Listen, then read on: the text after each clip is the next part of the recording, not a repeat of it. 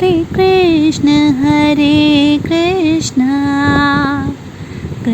कृष्ण हरे हरे, हरे राम राम राम हरे हरे। समझ सके तो भगवत गीता जो है it is the basic of bhakti, भक्ति का बेस है Bhagavad Gita, is the basic of bhakti. यहाँ से हमारी भक्ति शुरू होती है। जब हम भगवत गीता को पढ़ने लगते हैं, समझने लगते हैं, चीजों में सही और गलत में डिस्टिंग्विश करने लगते हैं, तो यहाँ से हमारी भक्ति जो है वो शुरू होती है। It is the most foundation for one spiritual life. Spiritual life में किसी भी इंसान का स्पिरिचुअल लाइफ का ये नींव है, ये फाउंडेशन है, ये फर्स्ट स्टेप है ना।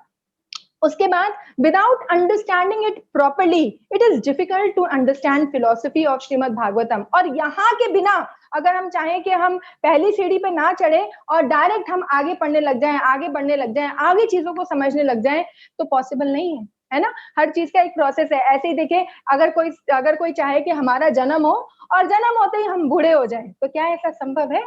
नहीं है ना। उससे पहले जो है हर कैटेगरी में जाना पड़ेगा। उसे पहले बचपन में अपना बचपन बिताना होगा, फिर वो एडल्ट, एडोलेसेंस, ऐसे ऐसे हर एज जो है अपना क्रॉस करना होगा, तभी वो फाइनली जो है ओल्ड एज पे आ पाएगा। ऐसे ही हमें भक्ति में भी ना धीरे धीरे जो है हम चीजों को समझते हैं, फिर आगे बढ़ते हैं, है ना। उसके भी लेवल्स हैं। तो सबसे पहले हमें जो है, अगर फिलॉसफी समझ नहीं आई भगवत गीता की, तो आगे कुछ भी करना और कुछ भी समझना बहुत ही मुश्किल है ना। तो आगे यहाँ पे जो है, तो अभी तक हमने जो डिस्कस करा, फटाफट से 1 मिनट में मैं बता देती हूँ कि सबसे पहले हमने डिस्कस करा कि शीला चक्रवर्ती, विश्वनाथ चक्रवर्ती ठाकुर ने बताया कि उन्होंने भगवत गीता को किससे कंपेयर किया?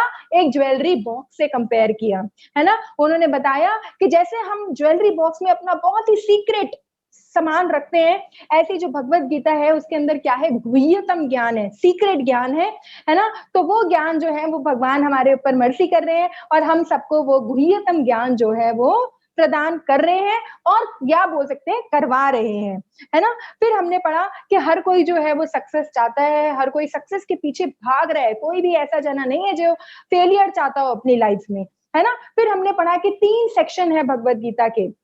कौन से? कर्म योग, ज्ञान योग और भक्ति योग। और फिर हमने एक श्लोक पढ़ा, यत्र योगेश्वर कृष्ण।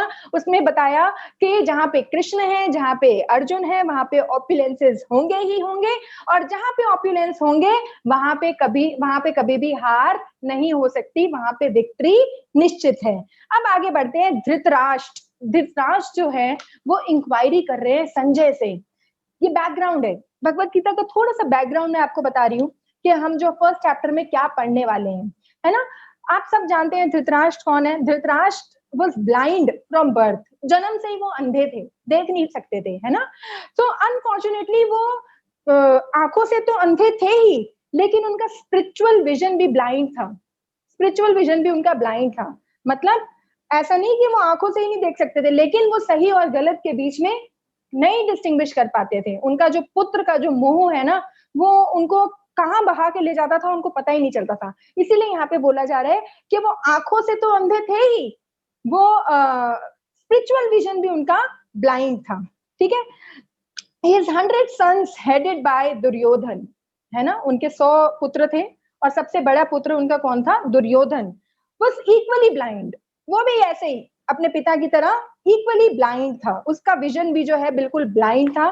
इन मैटर ऑफ रिलीजन, धर्म की बातें समझ नहीं आती थी उनको। किनको? दुर्योधन को, ठीक है। अब धृतराष्ट्र के जो भाई थे पांडु, है ना। धृतराष्ट्र के भाई कौन थे? पांडु। पांडवास वर सन ऑफ पांडु। जो 5 पांडव हैं वो किनके पुत्र थे? पांडु के पुत्र थे, पांडु पुत्र, है ना। और पांडु कौन थे? धृतराष्ट्र के भाई, ठीक है। अब पांडु जो है वो बहुत ही ज्यादा धार्मिक थे। दे वर वेरी वर्चुअस, बहुत ही ज्यादा धार्मिक। धर्म के लिए ये जो युद्ध हुआ, ये किसके लिए हुआ? धर्म के लिए हुआ। और क्योंकि भगवान ने धर्म का साथ दिया, इसलिए पांडवों की विजय हुई, है ना। तो पांडु जो थे वो बहुत ही धार्मिक थे, लेकिन जो धृतराष्ट्र था वो धार्मिक नहीं था, वो अधर्मी था, है ना, या वो अपने पुत्र को जो उनका जो एक सारी पावर दिलाना चाहता था, राज्य दिलाना चाहता था, और उसी के पीछे वो कुछ भी करता गया, वनवास दिला दिया, और पता नहीं जो जो उसके पुत्र ने डिमांड किया वो बिल्कुल ब्लाइंडली होके वही सारी चीजें करते गए, जिसके कारण अल्टीमेटली जो है युद्ध हुआ। और उसमें आपको पता ही है कि फिर विक्ट्री किसकी हुई, जहां पे भगवान श्री कृष्ण थे, है ना। सो पांडु जो थे वो बहुत ही ज्यादा धार्मिक थे। Their rightful kingdom by inappropriate mean, वो क्या करते थे। अब फाइट क्यों हुआ, वॉर क्यों हुआ, वॉर इसलिए हुआ क्योंकि उनको किंगडम जो है, जो उनसे छीन लिया गया था, वो वापस चाहिए था। इसीलिए दोनों पार्टीज के बीच में, कौन है दो पार्टी, पांडव और कौरव, इन दोनों के बीच में क्या हुआ, युद्ध हुआ। अब कहां पे युद्ध हुआ, युद्ध हुआ एट होली प्लेस। क्या नाम था उस जगह का, बहुत ही धार्मिक जगह, होली प्लेस, और उस जगह का क्या नाम था, कुरुक्षेत्र, युद्ध भूमि कुरुक्षेत्र। अब कुरुक्षेत्र की बात करते हैं। अब युद्ध हो रहा है, और युद्ध में जो है, अब हम बात करेंगे कि ड्यूरिंग वॉर, फाइट के टाइम पे क्या सब हो रहा है, अब हम वो डिस्कस करेंगे। आई होप आप सबको बैकग्राउंड समझ आ गया है। अब हम बात करते हैं धृतराष्ट्र जो था। अब युद्ध जब हो रहा है, युद्ध भूमि में दोनों पार्टीज आमने सामने खड़ी हैं। अब क्या है, धृतराष्ट्र को डाउट था, तभी तो वो चाहते नहीं थे ना कि युद्ध हो, वो नहीं चाहते थे युद्ध ना हो, इसीलिए उन्होंने 14 वर्ष का वनवास, 1 वर्ष का अज्ञातवास, ये सारी चीजें युद्ध को डिले करने के लिए ही हो रही थी, क्योंकि वो नहीं चाहते थे कि युद्ध हो, क्योंकि उन्हें पता था कि अगर युद्ध होगा तो क्या होगा, हमारी हार होगी। कहीं ना कहीं उनके बैक ऑफ द माइंड ये चीज चल रही थी, ये डाउट उन्हें था कि अगर युद्ध होगा तो हमारी हार जो है वो होगी, ये चीज उन्हें पता थी। तो धृतराष्ट्र जो थे वो डाउटफुल थे about the influence of the holy place. उन्हें पता था कि इतनी शुद्ध जगह पे युद्ध हो रहा है, कृष्ण जो पांडवों के साथ है ना, तो वो जो है उन्हें पता था कि हम बैटल लूज कर सकते हैं, हमारी हार जो है वो हो सकती है। तो वो संजय से पूछ रहे हैं, धृतराष्ट्र जो है वो संजय से पूछ रहे हैं, संजय कौन है, उनको असिस्ट कर रहे हैं, है ना, क्योंकि वो देख नहीं सकते, तो संजय उनको असिस्ट कर रहे हैं, उन्हें बता रहे हैं about the situation of battlefield, कि बैटलफील्ड पे क्या सिचुएशन चल रही है, युद्ध भूमि में क्या हो रहा है। संजय उनको बताते हैं। क्यों बताते हैं, क्योंकि संजय को व्यासदेव से ये वरदान मिला हुआ था कि वो जो युद्ध भूमि जो भी कुछ हो रहा है वो देख सकते हैं। संजय को सब कुछ दिख रहा था, संजय को सब पता चल रहा था कि क्या हो रहा है। किसने वरदान दिया था, ये श्रील व्यासदेव ने दिया था, है ना। तो संजय क्योंकि सब कुछ देख पा रहे थे, तो धृतराष्ट्र जो है वो संजय से पूछते हैं कि युद्ध भूमि में क्या हो रहा है। क्यों पूछते हैं, क्योंकि कहीं ना कहीं उनको डाउट है। क्या डाउट है उनको, कि उनकी जो हार है वो हो सकती है ना। तो अब just to regain the lost kingdom, उस लॉस्ट किंगडम को, जो राज्य जो छिन गया है, किससे छिन गया है, पांडवों से, तो उस लॉस्ट किंगडम को पाने के लिए पांडुस फॉट द वॉर, है ना, पांडुओं ने युद्ध किया। But this war was not simple, ये जो युद्ध था वो इतना सिंपल नहीं था। जैसे जैसे आप देखो ना, हस्बैंड वाइफ के बीच में लड़ाई होती है, बहन भाई के बीच में लड़ाई होती है, लड़ाई तो अक्सर होती रहती है, लेकिन ये जो लड़ाई थी, ये कोई ऑर्डिनरी लड़ाई नहीं थी, कोई आम लड़ाई नहीं थी। As that this war was personally supervised and overseen and monitored by Supreme Personality Krishna, क्योंकि ये जो युद्ध था ये पर्सनली सुपरवाइज किया, पर्सनली मॉनिटर किया और पर्सनली ओवरसी किया। भगवान ने खुद देखा कि कहाँ पे क्या होना चाहिए, है ना। भगवान ने खुद बताया कि अभी 5 जो है बाण बन चुके हैं, और भगवान को पता था कि अगर ये 5 बाण नहीं चुराए गए तो गड़बड़ हो जाएगी। तो उन्होंने पहले ही बता दिया अर्जुन को कि तुम्हें एक वर लेना था, तो तुम एक काम करो, जाके वो 5 बाण जो है वो मांग लो, है ना। तो ये सारा का सारा वॉर जो है ये किसके सुपरविजन में हुआ, भगवान श्री कृष्ण के सुपरविजन में हुआ। इसीलिए ये वॉर जो है ये कोई ऑर्डिनरी वॉर नहीं है, कोई ऑर्डिनरी लड़ाई नहीं है ये, है ना। तो that is why we are more interested in war. कोई भी वॉर में इंटरेस्टेड नहीं होता है। अगर कहीं पे लड़ाई हो रही होती है तो हर कोई जो है भागना चाहता है, उस सिचुएशन से निकलना चाहता है। हमें लगता है कि इनकी आपस की लड़ाई है, हम क्यों पड़े बीच में, है ना, ये तो अभी एक हो जाएंगे, हर किसी को ऐसा लगता है। लेकिन ये जो वॉर है ये कोई साधारण वॉर नहीं है, इसीलिए हर कोई इसको पढ़ना चाहता है, हर कोई इसको समझना चाहता है ना। दूसरे वॉर्स की तरह नहीं है ये war. This war is not just battle between two groups of brother for kingdom. ये वॉर जो है ये सिर्फ एक राज्य की लड़ाई के लिए नहीं हो रहा कि दो भाई लड़ रहे हैं और आपस में जो है जीतना चाहते हैं, कि देखना चाहते हैं कि किंगडम किसका होगा, राज्य किसका होगा। ये वॉर जो है ये धर्म और अधर्म के बीच का वॉर है ना। और जिसमें जो धर्म है, धर्म का साथ कौन दे रहे हैं? भगवान श्री कृष्ण। और जहां पे भगवान श्री कृष्ण है, जहां पे अर्जुन है, वहां पे ऑपुलेंस होंगे ही होंगे, और जहां पे ऑपुलेंस होंगे वहां पे क्या होगा? विक्ट्री निश्चित है ना। So in the beginning of Kurukshetra war, Krishna gave all teaching of Bhagavad Gita. War जब शुरू हुआ, शुरू होने के टाइम पे कुरुक्षेत्र के वॉर में कृष्णा ने जो है सारी की सारी टीचिंग्स दी भगवत गीता की, जो हम पढ़ने जा रहे हैं, हम पढ़ पाते हैं, समझ पाते हैं। War is going to take place, so just before war, when all the audience is eager to know that what will happen ahead, अभी वॉर होने वाला है और सारे जो ऑडियंस हैं वो जानने के लिए तत्पर है कि क्या होगा, विजय किसकी होगी, है ना, क्या होगा वॉर में, है ना, ये सब जानना चाह रही है सारी की सारी ऑडियंस। तो उस टाइम पे कृष्णा ने क्या किया? Gave this teaching of Bhagavad Gita. उस टाइम पे कृष्ण ने भगवत गीता का प्रचार किया, प्रचार नहीं किया, टीचिंग्स दी, ठीक है, इंस्ट्रक्शंस दी at a very strategic time, so that reader is enable to understand thing. क्यों दिया ये भगवत गीता का ज्ञान? टीचिंग्स भगवान ने क्यों दी? हम जैसे लोगों के लिए, कि हम इसे समझ पाए, है ना, हम इसे समझ पाए। भगवत गीता में कोई भी हमारा प्रॉब्लम हो, उसका सॉल्यूशन हमें भगवत गीता में मिल जाता है ना। ये ऐसी टीचिंग्स हैं जो हमारी किसी भी प्रॉब्लम को इरेडिकेट कर सकती है, हमारी किसी भी प्रॉब्लम को खत्म कर सकती है ना। मैनुअल है ये, हमारे लाइफ का मैनुअल है कि हमें अपनी लाइफ में किस टाइम पे क्या डिसीजन लेना है, किस सर्कमस्टांसेस में कैसे बिहेव करना है, कैसे रिएक्ट करना है। ये सारी चीजों का आंसर हमें जो है भगवत गीता से मिलता है। सो ये क्या है? एक लिटरेचर है ना, एक लिटरेचर है, एक ह्यूज लिटरेचर है। तो Mahabharata, these chapters were given by the Krishna, he gave teaching to Arjuna in a very key incident. एक ऐसे टाइम पे उन्होंने दिया इन इंस्ट्रक्शंस को जिस टाइम पे वो क्या करने जा रहे हैं? युद्ध को शुरू करने जा रहे हैं। तो ये था हमारा छोटा सा बैकग्राउंड, जिसमें हमने पढ़ा कि धृतराष्ट्र जो थे वो ब्लाइंड थे फ्रॉम बर्थ, बचपन से ही वो क्या थे? अंधे थे, और आंखों से तो अंधे थे ही वो, लेकिन वो मेटीरियली भी, स्पिरिचुअली भी अंधे थे, ठीक है। और उनके जो सन है Duryodhana, he was also blind in the matter of religion, वो भी धर्म के कार्यों को नहीं समझ पाते थे। फिर हमने पढ़ा जो धृतराष्ट्र के भाई पांडु, उनके पुत्र थे कौन? पांडु पुत्र, ठीक है। और बेसिकली हम सब जानते हैं कि कैसे उन्होंने पांडुओं को जो है नीचा दिखाया, गैम्बलिंग करके, है ना। गैम्बलिंग को क्या, आप सबको पता है ना, गैम्बलिंग को क्या बोलते हैं? मतलब जो वो खेलते थे ना, सट्टा लगाते थे वो, जिसमें जो है उन्होंने हराया पांडुओं को, और उनकी जो है उनको फिर जुआ बोलते हैं, जुआ, यस, जुआ।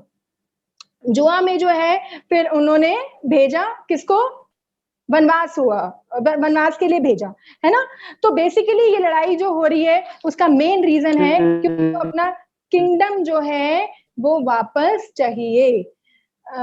आवाज आई थिंक सबको आ रही है। माता जी आप प्लीज म्यूट कर लीजिए, नंदा माता जी आप प्लीज म्यूट कर लीजिए, ठीक है। तो अब हम बढ़ते हैं अपने चैप्टर 1 की तरफ, ठीक है।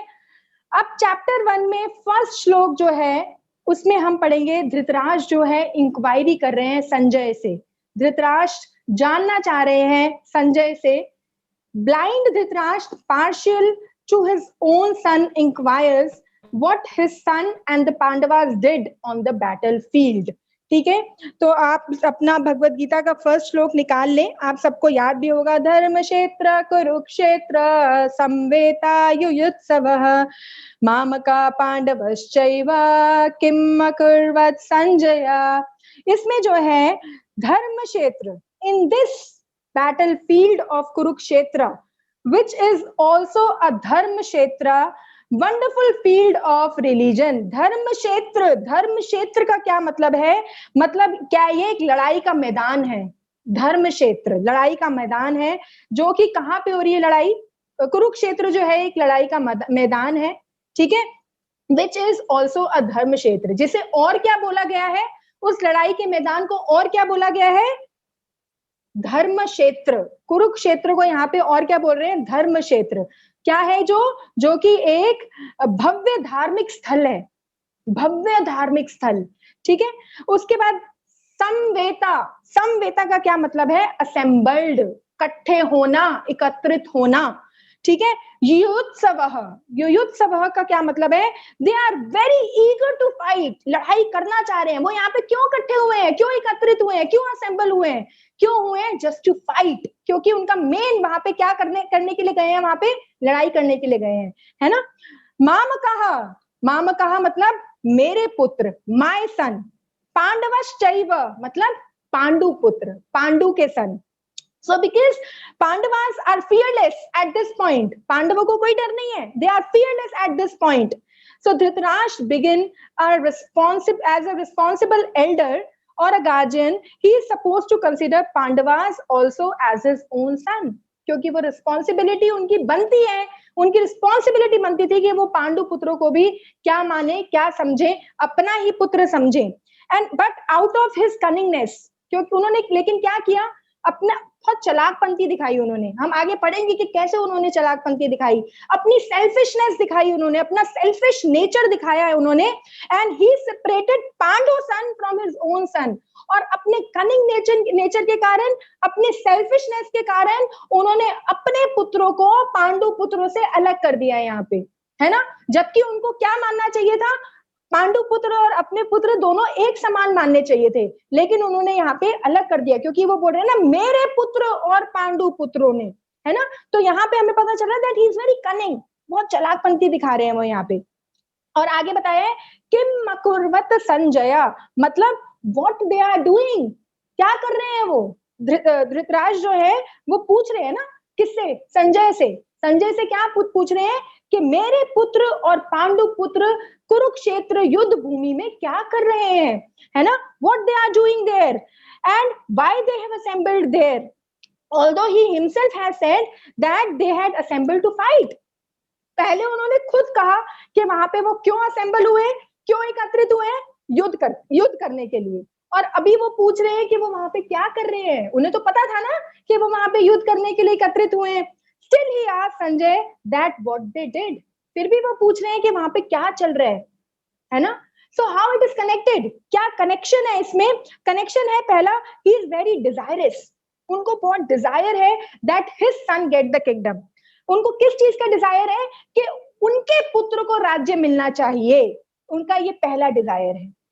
ठीक है, दूसरा ही इज डाउटफुल, उनको डिजायर भी है लेकिन कहीं ना कहीं उनके बैक ऑफ द माइंड में चल रहा है कि हम जो है ना नहीं जीतेंगे, हम हार जाएंगे। He is doubtful of the possibility of his son's victory because this Kurukshetra is dharma kshetra. क्यों डाउटफुल है, क्यों उन्हें डाउट है कि शायद जो है उनके पुत्र को विक्ट्री नहीं मिलेगी, उनके पुत्र को विजय नहीं मिलेगी। क्यों, क्योंकि वो किसका क्षेत्र है, धर्म का क्षेत्र है, और उनके जो पुत्र हैं वो धर्म के खिलाफ हैं, धर्म का साथ नहीं देते। He very well know that his son does not follow धर्म। उन्हें अच्छे से पता है कि उनके पुत्र जो है वो धर्म को फॉलो नहीं करते, धर्म पे नहीं चलते। तीसरा है fearful, पहला है desirous कि उनको डिजायर है, उनकी इच्छाएं हैं। उनकी क्या इच्छा है कि उनका जो है सन है, उनका जो बेटा है उसको राज्य मिले, पहला डिजायर। दूसरा डाउटफुल, लेकिन उनको डाउट भी है, उनको ये शंका है, क्या शंका है कि युद्ध में उनका जो बेटा है वो नहीं जीत पाएगा। क्यों नहीं जीत पाएगा, क्योंकि ये धर्म की क्षेत्र है और उनका जो पुत्र है वो धर्म के खिलाफ है। तीसरा उनको डर भी है, fearful, he is very fearful that there is a possibility that their son should change their mind because of holy place, so he won't fight। दूसरा उनको ये फियर था कि हो सकता है क्योंकि वो जगह बहुत ही ज्यादा धार्मिक है, तो हो सकता है कि आपस में जो है वो मिलन कर ले या कुछ ऐसे सर्कमस्टेंस बन जाए कि फाइट हो ही ना, है ना, युद्ध हो ही ना। लेकिन वो फाइट चाहते थे, वो चाहते थे कि युद्ध हो, है ना। तो अब वो चाहते थे कि युद्ध हो। तो तीसरा हो गया fearful एंड लास्ट है hopeful। that Pandavas may compromise and renounce their desire for kingdom. उनको कहीं ना कहीं एक होप था, एक आशा था। क्या आशा थी उनकी? कि शायद पांडवास जो है वो कॉम्प्रोमाइज कर लें, शायद अब वो बोले कि मुझे तो राज्य चाहिए ही नहीं, मैं त्यागता हूँ, सब कुछ त्यागते हैं पांडव, है ना। वो ऐसा होप कर रहे हैं, ऐसा वो चाह रहे हैं कि काश पांडव ऐसा कर ले। तो ये चारों चीजों से हम कनेक्ट करते हैं पहले श्लोक को। चार चीजें हो गई, D2FH। तो चार चीजें क्या होगी? डिजायरस, उनकी इच्छा, डाउट, उनकी शंका, तीसरा फियर, उनका डर, और चौथा होप, उनकी आशा। ठीक है, तो ये है हमारा पहला श्लोक। तो हम फटाफट से अपनी भगवत गीता के पहले श्लोक में पढ़ते हैं। धृतराष्ट्र ने कहा, हे संजय, धर्म भूमि कुरुक्षेत्र में युद्ध की इच्छा से एकत्र हुए मेरे तथा पांडु के पुत्रों ने क्या किया? ये हमने पढ़ लिया पहला श्लोक। ठीक है, अब जो है कृष्ण का प्लानिंग था, कृष्ण का ये सारा प्लानिंग था ना। कृष्ण चाहते थे कि युद्ध हो, है ना, और उन्होंने इंस्ट्रूमेंट बनाया अर्जुन को, लेकिन भगवान तो सब कुछ पहले ही कर चुके हैं, सब कुछ सोच चुके हैं कि क्या होने वाला है, क्या आउटपुट होने वाला है। लेकिन भगवान ने इंस्ट्रूमेंट बनाया पांडव पुत्रों को, इंस्ट्रूमेंट बनाया अर्जुन को, है ना। तो भगवान का क्या प्लान था, क्यों हो रहा है ये युद्ध, है ना। भगवान का प्लान था, just as in a paddy field, जैसे खेत होता है ना, खेत में कुछ ऐसी अननेसेसरी चीजें लग जाती है जो आसपास की चीजों को क्या कर देती है? पॉल्यूट कर देती है। आसपास की चीजों को पॉल्यूट करने के कारण जो पेड़ है उनकी उत्पत्ति रुक जाती है, पेड़ जो है वो नहीं बढ़ पाते हैं। तो हमें क्या करना पड़ता है? वो जो बेकार की चीजें होने लगती है उनको उखाड़ना पड़ता है ना। तो भगवान ने यहाँ पे क्या प्लान था भगवान का? That just as in a paddy field unnecessary weeds are taken out, जैसे कि खेत में से अननेसेसरी चीजों को, अननेसेसरी वीड्स को निकाला जाता है, similarly in the religion field, इसी तरह धर्म के क्षेत्र में, कुरुक्षेत्र में, in the presence of father of religion, किसके प्रेजेंस में? भगवान के प्रेजेंस में, भगवान श्री कृष्ण के प्रेजेंस में, जो कि सभी धर्मों के पिता है। He is the father of all religion.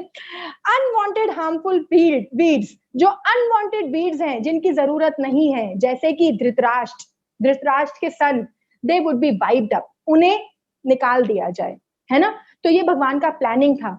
जिस प्लानिंग को पूरा करने के लिए यहाँ पे हम पढ़ रहे हैं कि युद्ध हुआ। ठीक है, so here in this verse he is clearly indicating his selfish nature. ठीक है, सो यहाँ पे पूरा जो है उनका सेल्फिश नेचर हमें पता चल रहा है, और ये बात बिल्कुल फिक्स है कि धर्म की विजय होगी और अधर्म का लूज कर जाएगा, अधर्म से सब कुछ छिन जाएगा। तो रेस्ट ऑफ द चैप्टर ये हो गया हमारा पहला चैप्टर। अभी आने वाले सारे श्लोकों में rest of the chapter Sanjay response to the question ask by Dhritarashtra. Sanjay जो है वो रिस्पॉन्स करेंगे, धृतराष्ट्र जो है जो उनसे पूछ रहे हैं संजय उन्हें बताएंगे। सो ये अभी श्लोक नंबर 2 से लेके श्लोक नंबर 11 तक, प्लीज नोट डाउन, श्लोक नंबर 2 से लेके श्लोक नंबर 11 तक हम पढ़ेंगे कि दुर्योधन का फियर, कि दुर्योधन इतना डरा हुआ क्यों था, और कूटनीति पढ़ेंगे हम इसमें। कूटनीति मतलब होता है डिप्लोमेसी। हम पढ़ेंगे कि क्या कूटनीतियां करी इन डिस्क्राइबिंग द आर्मीज, बैटल में जो सेनाएं हैं, दोनों तरफ जो सेनाएं हैं, उन सेनाओं को डिस्क्राइब करने के लिए, उन सेनाओं को बताने के लिए उन्होंने क्या कूटनीति करी, ये हम पढ़ेंगे श्लोक नंबर 2 से लेकर श्लोक नंबर 11 तक। श्लोक नंबर 2 से लेके श्लोक नंबर 11 तक। तो आते हैं हम श्लोक नंबर 2 पे। Duryodhana appeared Dronacharya after seeing the army of the Pandavas and spoke the following words. Duryodhana जो है वो अप्रोच करते हैं, वो बोलते हैं द्रोणाचार्य को देख के। द्रोणाचार्य कौन है? उनके गुरु, उनके टीचर, है ना। तो जब उन्होंने द्रोणाचार्य को देखा, after seeing the army of Pandava, जब उन्होंने देखा पांडवा की सेना को देखा, उन्होंने सामने खड़ी है ना। तो जैसे ही उन्होंने पांडवों की सेना देखा तो उनको डर लगा, आउट ऑफ द फियर, डर में उन्होंने क्या बोला, अब वो डरे हुए हैं और वो ये चाह रहे हैं कि दूसरी पार्टी को पता ना चले कि मैं डरा हुआ हूं, है ना। वो अपना डर जो है वो दिखाना नहीं चाह रहे। तो उस डर को छुपाने के लिए उन्होंने क्या डिप्लोमेसी करी, उन्होंने क्या कूटनीति करी, वो हम पढ़ेंगे श्लोक नंबर 2 से श्लोक नंबर 11। तो 2 में सिर्फ इतना ही है, हम फटाफट 2 श्लोक नंबर 2 को हम भगवत गीता से पढ़ लेते हैं। संजय ने कहा, हे राजन, आप लोग अपनी भगवत गीता में श्लोक नंबर 2 देख सकते हैं। संजय ने कहा, हे राजन, पांडु पुत्रों द्वारा सेना की व्यू रचना देखकर राजा दुर्योधन अपने गुरु के पास गया और उसने ये शब्द कहे। तो क्या शब्द कहे, ये हम देखेंगे श्लोक नंबर 3 से लेके श्लोक नंबर 6 तक। क्या बोला उन्होंने, ओ टीचर, हे गुरुदेव, टीचर कौन है उनके, Dronacharya, behold this great army expertly arranged by your intelligent disciple। ये सारी की सारी जो सेना है, ये सारी की सारी सेना आपके सामने जो खड़ी है, जो कि किसने तैयार करी है, आपके एक बहुत ही इंटेलिजेंट डिसाइपल ने, है ना, आपके एक बहुत ही बुद्धिमान शिष्य ने ये सारी की सारी सेना आपके लिए तैयार करी है। जिसमें कौन कौन है, the son of Draupada, Dhrishtadyumna, Draupada के सन पुत्र कौन है, धृष्टद्युम्न, ठीक है। It has many great fighters, और हमारी सेना में बहुत ही एक्सपर्ट फाइटर्स हैं, ठीक है। फाइटर्स इक्वल टू भीम, ऐसे ऐसे फाइटर्स हैं, ऐसे ऐसे योद्धा हैं जो किसके बराबर हैं, भीम के बराबर हैं और अर्जुन के बराबर हैं, ठीक है। Abhimanyu and the 5 sons of Draupadi, मतलब जो अभिमन्यु है और जो 5 पुत्र हैं द्रौपदी के, तुलना नहीं की जा सकती, ऐसे फाइटर्स है हमारी सेना में, ठीक है। ऑल दीज पीपल आर महारथास, सारे जो है हमारी सेना में वो कौन है, महारथ है सारे के सारे, ये बता रहे हैं अपने गुरु को। अब एक्चुअली तो दुर्योधन क्यों ऐसे बोल रहा है, एक्चुअली तो डरा हुआ है, अपने फियर को छुपाने के लिए, he just wants to hide his fear, अपने डर को वो छुपा रहे हैं, by showing that he had come personally out of his respect to guru। वो कैसे छुपाने की कोशिश कर रहे हैं, कि बोल रहे हैं कि मैं आपके पास पर्सनली आया हूँ, वो बोल रहे हैं कि अपने गुरुदेव के पास मैं चल के आया हूँ उन्हें ये बताने के लिए, लेकिन एक्चुअली में वो अपने गुरु के पास क्यों चल के गए, क्योंकि वो डरे हुए थे, आउट ऑफ फियर। जैसे ही उन्होंने पांडवों की सेना देखी डर गए, और डरते ही जो है अपने गुरु के पास गए। तो Duryodhana point out Dronacharya for liberally imparting the military secret of Drishtadyumna. Despite knowing that he was born to kill Drona, so Drishtadyumna wants Drona not to be similarly lenient in battle। अब इसके पीछे क्या है, द्रौपदी जो है, एक छोटी सी एक आपको स्टोरी बता रही हूँ जिससे आपको ये समझ आ पाए। तो द्रौपदी जो है वो क्षत्रिय है, द्रौपदी कौन है, क्षत्रिय है, और द्रोणाचार्य जो है वो ब्राह्मण है, ठीक है। तो यहाँ पे बता रहे हैं, वो बोल रहे हैं कि एक बार क्या हुआ था, द्रोणा जो है वो द्रौपदी के पास गए थे, द्रोणाचार्य द्रौपदी के पास गए थे to take some financial assistant, थोड़ा सा पैसा, लक्ष्मी जो है उसका हेल्प मांगने के लिए गए थे, किससे, द्रौपदी से, ठीक है। तो Draupadi did not welcome him, Draupadi ने वहां पे उनको इंसल्ट कर दिया था, उनको वेलकम नहीं किया था। तो वो जो अपनी प्रीवियस एनविटी है ना, अपनी जो पुरानी दुश्मनी है, वो याद दिला रहे हैं उनको यहाँ पे कि ऐसा हुआ था, आप भूलना मत कि आप उनके पास गए थे और उन्होंने जो है आपको मना कर दिया था और आपको लक्ष्मी नहीं दिया था, ठीक है। तो यहाँ पे वो बता रहे हैं, despite knowing that he was born to kill Drona, Dronacharya wants Drona not to be a similar lenient in the battlefield with Pandavas. वो बोल रहे हैं कि आपको लीनियंसी दिखाने की जरूरत नहीं है ना, भूलना मत कि ऐसा हुआ था, पिछली बातों को याद दिला रहे हैं कि किसने आपके साथ कैसा किया था। तो युद्ध भूमि में आपको वो सारे बदले जो हैं वो वापस लेने हैं, वो सारी चीजें जो हैं वो याद दिला रहे हैं। Now Dronacharya wanted to anger Drona, Dronacharya ऐसा क्यों बोल रहे हैं, क्योंकि वो चाहते हैं कि द्रोणा को गुस्सा आ जाए, ठीक है। By revealing disrespect of Pandavas, वो पांडवास की डिसरिस्पेक्ट कर रहे हैं, पांडवों का अपमान कर रहे हैं, जिससे द्रोणा को गुस्सा है, द्रोणाचार्य को गुस्सा है। who arrogantly came with their army, not considering Drona position as a teacher and as a warrior।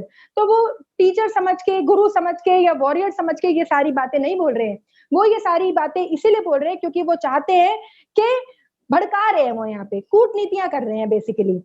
Your disobedient disciples are fighting against you only। वो बोल रहे हैं देखो ये इनको तो आपने इनको भी तो पढ़ाया है मेरे साथ, लेकिन देखो ये आपसे ही लड़ने के लिए तैयार हो गए, तो मतलब वो क्या कर रहे हैं, बेसिकली यहाँ पे भड़का रहे हैं और अपनी तरफ करने का प्रयास कर रहे हैं, ठीक है। Although Dhrishtadyumna was a son of your enemy, बोल रहे हैं कि धृष्टद्युम्न जो है वो आपके शत्रुओं का पुत्र है, स्टिल ही गेव टीचिंग्स, फिर भी आपको पता था कि वो आपके शत्रुओं का पुत्र है, फिर भी आपने उन्हें पढ़ाया, ठीक है, आपने उन्हें सारा ज्ञान दिया, and he utilize those military sign to oppose you, और वो क्या कर रहे हैं, जो आपने उनको ज्ञान दिया वो सारा का सारा ज्ञान आपसे ही लड़ने में लगा रहे हैं, है ना। तो बेसिकली वो क्या कर रहे हैं, वो यहाँ पे कूटनीतियां कर रहे हैं, उनको भड़का रहे हैं कि देखो आपने तो उनको पढ़ाया, है ना, लेकिन वो आपसे ही लड़ने के लिए उतारू हो रहे हैं, ठीक है। सो बेसिकली यहाँ पे वो अपनी डिप्लोमेसी बता रहे हैं, और एक डिप्लोमेटिक पर्सन जो है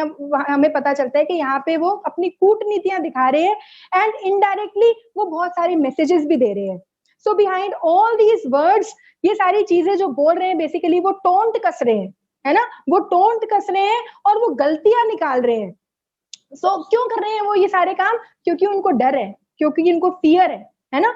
सो Dhrishtadyumna detected that Drona might notice my fear, अभी उनको ये लग रहा है कि हो सकता है कि मेरा जो डर है वो पकड़ा जाए। सो वो यहाँ पे कॉन्फिडेंट बनने का प्रयास कर रहे हैं, वो ऐसा प्रयास करके दिखा रहे हैं कि जैसे वो बहुत ही ज्यादा कॉन्फिडेंट है ना, कि वो उनको कोई हरा नहीं सकता है, उनकी जीत जो है वो निश्चित है ना, वो ऐसा दिखाने का प्रयास कर रहे हैं। क्यों प्रयास कर रहे हैं ऐसा दिखाने का, क्योंकि वो खुद बहुत ज्यादा डरे हुए हैं। तो हम पढ़ते हैं श्लोक नंबर 3 से लेकर श्लोक नंबर 6 तक भगवत गीता में। हे आचार्य पांडुपुत्र की विशाल सेना को देखें, जिसे आपके बुद्धिमान शिष्य द्रुपद के पुत्र ने इतने कौशल से व्यवस्थित किया है। श्लोक नंबर 4, इस सेना में भीम तथा अर्जुन के समान युद्ध करने वाले अनेक वीर धनुर्धर हैं। यहाँ महारथी युयुधान, विराट तथा द्रुपद। श्लोक नंबर 5, इसके साथ ही धृष्टकेतु, चेकितान, काशीराज, पुरोजित, कुंतीभोज तथा शैब्य जैसे महान शक्तिशाली योद्धा भी हैं। श्लोक नंबर 6, पराक्रमी युद्धामुनि, अत्यंत शक्तिशाली उत्तमौजा, सुभद्रा तथा पुत्र तथा द्रौपदी के पुत्र, ये सभी महारथी हैं। तो बेसिकली यहाँ पे वो बता रहे हैं कि हमारी सेना में कौन कौन है, श्लोक नंबर 6 तक। अब श्लोक नंबर 7 से लेकर श्लोक नंबर 9 तक द्रोणाचार्य जो है अपनी सेना को डिस्क्राइब कर रहे हैं, अपनी आर्मी को डिस्क्राइब कर रहे हैं और उनकी ग्लोरीज कर रहे हैं, ठीक है, उनका गुणगान कर रहे हैं कि उनकी आर्मी में कौन कौन पर्सनैलिटी है और कैसे है। बता रहे हैं पर्सनैलिटीज लाइक यू द्रोणाचार्य, सबसे पहले द्रोणाचार्य का नाम लेते हैं और बोलते हैं कि हमारी सेना में आप हैं, ठीक है। फिर नाम लेते हैं भीष्म का, बोलते हैं आप हैं, भीष्म है, कर्ण है, कृपाचार्य है, अश्वत्थामा है, who are always victorious in battle, जिनकी कभी भी हार नहीं हुई है। हमारी मतलब वो क्या कर रहे हैं इन श्लोकों में, अपनी जो सेना है उनका गुणगान कर रहे हैं।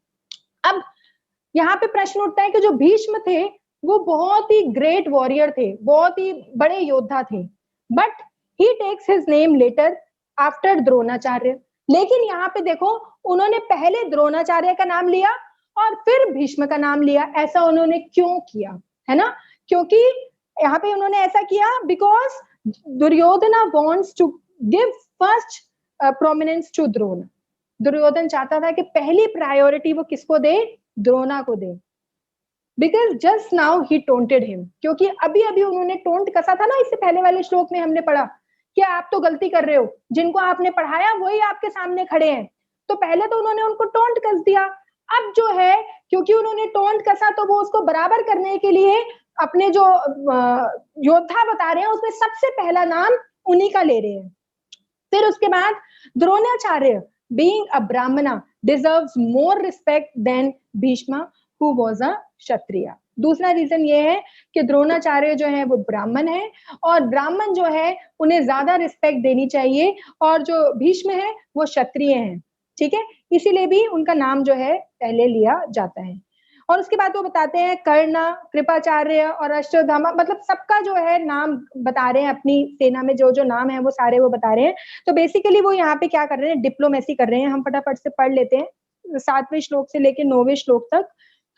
यहाँ पे बता रहे हैं, किंतु हे ब्राह्मण क्षेत्र, आपकी सूचना के लिए मैं अपनी सेना के उन नायकों के विषय में बताना चाहूंगा जो मेरी सेना को संचालित करने में विशेष रूप से निपुण है। मेरी सेना में स्वयं आप, मैंने बताया ना, सबसे पहले उन्होंने आप बोला, मतलब आप हो मेरी सेना में। फिर उसके बाद भीष्म, कर्ण, कृपाचार्य, अश्वत्थामा, विकर्ण तथा सोमदत्त का पुत्र विरुष्वा आदि है, जो युद्ध में सदैव विजयी रहे हैं। 9th, ऐसे अन्य अनेक वीर भी हैं जो मेरे लिए अपना जीवन त्याग करने के लिए उद्यत हैं। वे विविध प्रकार के हथियारों से सुसज्जित हैं और युद्ध विद्या में निपुण हैं। ठीक है, तो यहाँ पे जो है वो अपनी पूरी सेना को डिस्क्राइब कर रहे हैं। अब उसके बाद श्लोक नंबर 10 से लेकर श्लोक नंबर 11, श्लोक नंबर 10 और श्लोक number 11। Our army is led by the most experienced Bhishma and our army is immeasurable. अब वो यहाँ पे क्या बोल रहे हैं कि हमारी जो आर्मी है उसमें कौन है, भीष्म देव है, जिनको इतना एक्सपीरियंस है, इतना ज्यादा ज्ञान है जिसकी तुलना किसी से भी नहीं की जा सकती। और हमारी आर्मी जो है ना इतनी बड़ी है कि जिसका कोई नाप भी नहीं है। इट इज इमेजरेबल, अगर आप नापना भी चाहें तो भी आप नहीं नाप पाएंगे। तो यहाँ पे वो बोल रहे हैं अपर्याप्तम, अपर्याप्तम मतलब इनसफिशिएंट है हमारी आर्मी, इनमेजरेबल है। वेयर एवर, लेकिन जो पांडवों की आर्मी है ना, जो पांडु के जो वॉरियर है, जो उनके लिए लड़ने वाले हैं, protected by less experienced Bhim is limited. लेकिन उनकी आर्मी में तो ऐसे ऐसे लोग हैं, भीम है, जिनको ज्यादा एक्सपीरियंस भी नहीं है और बहुत ही लिमिटेड है, बहुत ही कम लोग हैं जो उस तरफ से लड़ रहे हैं, पांडु की तरफ से लड़ रहे हैं। और उनकी जो आर्मी है बहुत ही पर्याप्तम, बहुत ही छोटी है, बहुत ही सफिशिएंट है। और हमारी जो आर्मी है वो इनसफिशिएंट, अपर्याप्तम, बहुत बड़ी है जिसको हम नाप नहीं सकते हैं। लेकिन उनकी आर्मी तो इतनी छोटी सी है कि आराम से नापी जा सकती है ना। So he is saying that Bhishma is a gold. वो बोल रहे हैं कि हमारे साथ भीष्म है जिसकी तुलना वो सोने से कर रहे हैं। और बोल रहे हैं कि इतना ज्यादा एक्सपीरियंस है उनको, so that all of you stay at your strategic location and give protection to Bhim. वो कह रहे हैं कि हमारा मेन कर्तव्य रहेगा कि हम सबको देखना है कि हमें क्या करना है, भीष्म को चारों तरफ से क्या करना है, बचा के रखना है, प्रोटेक्ट करना है, क्योंकि हमारे पास वो ऐसा गोल्ड है जो हमें किसी भी कीमत पे खोना नहीं है। ये वो बोल रहे हैं श्लोक नंबर 10 और श्लोक नंबर 11 में। So that he can lead us. वो बोल रहे हैं कि हमें हमेशा उनको बचा के रखना है, जिससे वो हमें हर टाइम पे क्या करते रहे, लीड करते रहे, हर टाइम पे हमें हमारा मार्गदर्शन करते रहे कि हमें क्या करना है, कैसे करना है। तो ये वो ना डिप्लोमेसी कर रहे हैं। पहले तो उन्होंने अपने गुरु को जो है ऊपर उठा दिया, फिर उनको लगा कि हो सकता है कि भीष्मदेव को बुरा लग जाए, तो यहाँ पे अब वो भीष्मदेव को ऊपर उठाने का प्रयास कर रहे हैं, है ना। और यहाँ पे उनका जो है वो गुणगान कर रहे हैं। तो diplomatically he try to make everyone happy. उन्होंने ऐसी कूटनीति करी कि वो वहां पे जो है ना, उन सबको जो है वो खुश करना चाह रहे हैं। ठीक है, so if all this will be done with a good intent, his diplomacy will be appreciated. तो यहाँ पे बोला जाता है कि अगर वो ये सारी चीजें कर रहे हैं ना, तो ये सारी चीजें करने के पीछे अगर उनका इंटेंशन प्योर होता, अगर उनका इंटेंशन प्योर होता तो ये सारी चीजें गलत नहीं थी। सबको ग्लोरीफाई करना, है ना, और सबको ऊपर उठाना, ये गलत नहीं है। लेकिन यहाँ पे गलत क्यों बोला जा रहा है? इसीलिए बोला जा रहा है क्योंकि उनका इंटेंशन प्योर नहीं है ना। वो क्यों कर रहे हैं? वो कूटनीति कर रहे हैं। वो कूटनीति क्यों कर रहे हैं? क्योंकि वो किसके लिए कर रहे हैं? धर्म के लिए नहीं कर रहे हैं, है ना। धर्म की जीत के लिए नहीं कर रहे हैं, धर्म का साथ नहीं दे रहे हैं। वो इनका इंटेंशन सही नहीं है, इसीलिए यहाँ पे इस डिप्लोमेसी को गलत बताया जा रहा है ना। तो पढ़ते हैं श्लोक नंबर 10 और श्लोक नंबर 11 भगवत गीता से। हमारी शक्ति अप्रियमेय है, मतलब इमेजरेबल, जिसको हम नाप नहीं सकते हैं, और हम सब पितामह द्वारा भली भांति संरक्षित हैं, जबकि पांडवों की शक्ति भीम द्वारा भली भांति संरक्षित होकर भी सीमित है। अगले में बता रहे हैं, अतएव सैन्य व्यू में अपने अपने मोर्चों पर खड़े रहकर आप सभी भीष्म पितामह को पूरी पूरी सहायता दें। ठीक है, अब श्लोक नंबर 12, श्लोक नंबर 12 में ब्लोइंग ऑफ कौशल, अभी जो है युद्ध के लिए सब अपना अपना शंख जो है वो बजाएंगे। श्लोक नंबर 12 से लेकर श्लोक नंबर 19 तक जो है शंख बजाए जाएंगे। तो अब इसमें बताया जाएगा कि कौन कौन सा शंख बजाते हैं, वो सारे नाम फटाफट से हम कवर करते हैं। तो बेसिकली ब्लोइंग ऑफ कॉन्शल, जब भी शंख बजाया जाता है तो it is a sign of victory. जब भी कोई शुभ कार्य होता है ना, तो उससे पहले आप देखते हैं कि शंख बजाया जाता है ना। और शंख बजाना मतलब विक्ट्री को इंडिकेट करता है, जीत को इंडिकेट करता है ना। सो इट इज, अब यहाँ पे जो शंख है ये यहाँ पे बता रहे हैं that it is a victory of Pandavas. किसकी जीत होने वाली है? पांडवास की। So war was about to begin, people started blowing his conch shell, युद्ध होने ही वाला था और लोगों ने अपने अपने शंखों को बजाना शुरू कर दिया। When you want to please Krishna, जब हम कृष्ण को प्लीज करने चाहते हैं, जब हम भगवान को प्रसन्न करना चाहते हैं, जब हम भगवान को खुश करना चाहते हैं, so before worship we blew conch shell। हम अर्चना करने से पहले, वंदना करने से पहले, पूजा करने से पहले क्या करते हैं? शंखों को बजाते हैं। So Bhishmadev was a great warrior as well as great devotee। Bhishmadev जो थे वो बहुत बड़े योद्धा थे, योद्धा के साथ साथ वो बहुत बड़े भक्त भी थे। He was a great devotee। Whole this war was to please Krishna by annihilating adharma and establish dharma। ये पूरा का पूरा जो युद्ध हो रहा है किस लिए हो रहा है? इसीलिए हो रहा है कि भगवान को प्रसन्न किया जाए। सबसे पहले भगवान की प्रसन्नता, दूसरा क्या करना है? अधर्म को विनाश करना है और धर्म की को एस्टैब्लिश करना है ना। धर्म को एस्टैब्लिश करना है और अधर्म का नाश करना है। So Bhishma didn't speak a single word। Bhishmadev क्योंकि बहुत अच्छे भक्त थे इसीलिए उन्होंने एक शब्द भी नहीं कहा। इतनी सारी जो बातें हुई, इतनी सारी कूटनीतियां हुई, उसमें भीष्मदेव ने एक शब्द भी नहीं कहा। Although his grandson speaks so much। ठीक है, उनके जो पर पोते हैं सबने इतना ज्यादा बोला लेकिन उन्होंने कुछ भी नहीं कहा। He just blew his conch shell। उन्होंने सिर्फ क्या किया? अपना शंख बजाया। Make a sound like a roar of a lion। और जो शंख से आवाज आई थी वो कैसी आवाज थी? शेर के गरजने जैसी आवाज थी। तेज आवाज में उन्होंने शंख बजाया। And giving दुर्योधना joy, जिससे दुर्योधन जो है वो खुश हो गया कि हमारी तरफ देखो भीष्मदेव हैं जिन्होंने हमारा साथ दे रहे हैं और जिन्होंने लड़ने के लिए शंख बोल दिया है, शंख बजा दिया है। ठीक है, तो श्लोक नंबर 12 में जो है शंख बजाया भीष्मदेव ने। आगे श्लोक नंबर 13 में, 12 और 13 दोनों में शायद यही है, अभी हम पढ़ते हैं। फिर आगे 14 में लॉर्ड कृष्ण और अर्जुन, भगवान और अर्जुन ने और पांडु पुत्रों ने जो है शंख बजाए। ठीक है, तो इसमें नाम बताए हुए हैं। Then Krishna and Arjun blew his conch shell. They were sitting on a very beautiful chariot. बहुत सुंदर रथ के ऊपर, आप लोग फोटो में भी देखते हैं है ना कि बहुत सुंदर रथ के ऊपर जिसमें आगे सफेद घोड़े थे। उस रथ पे जो है भगवान जो है पांडु पुत्र के साथ, अर्जुन के साथ बैठे हुए थे। तो शंख बजे, उनमें 5 पांडु और 1 कृष्ण, 6 शंख बजे थे। टोटल 6 शंख बजे थे। 5 पांडु पुत्रों ने बजाए थे और 1 कृष्ण ने बजाए थे। तो यहाँ पे फटाफट से मैं आपको नाम बता देती हूँ शंखों के। ऋषिकेश यहाँ पे भगवान श्री कृष्ण को कहा गया है। ऋषिकेश ने कौन सा शंख बजाया? पंचजन्य शंख। वेरी इंपॉर्टेंट, आपको नाम याद करना पड़ेगा ये। धनंजय मतलब अर्जुन ने कौन सा शंख बजाया? देवदत्त। फिर उसके बाद भीम ने बजाया शंख। भीम को यहाँ पे क्या बोला है? वर्कोदरा बोला है, वर्कोदरा। ठीक है, उन्होंने कौन सा शंख बजाया? पौंड्रा।